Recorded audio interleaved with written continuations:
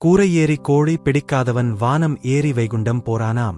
இன்றைய தலைமுறையினரிடத்தில் இந்த பழமொழி இவ்வாறு கூறுவதை நாம் கேட்டிருப்போம். அதாவது, ஒருவன் வீட்டு கூரையில் ஏறிக்கூட கோழி பிடிக்க முடியாதவனாக இருந்தாலும் அவன் வானம் ஏறி வைகுண்டம் செல்வதாக இப்பழமொழிக்குப் பொருள் கொள்கின்றனர் பலர். உண்மையில் இந்த பழமொழியின் பொருள், சிறிய அடிப்படையான செயல்களைக் கூட செய்யத் தெரியாதவனை வைத்து பெரிய மற்றும் அடைய முடியாத இலக்குகளைப் பற்றிப் பேசுவது தகுதியற்றது. உதாரணமாக, சிவா தனது நண்பர்களுடன் பேசிக் கொண்டிருந்தபோது, நான் ஒரு பெரிய தொழிலதிபராகி உலகளாவிய பிரச்சினைகளை தீர்ப்பேன் என்று கூறினான்.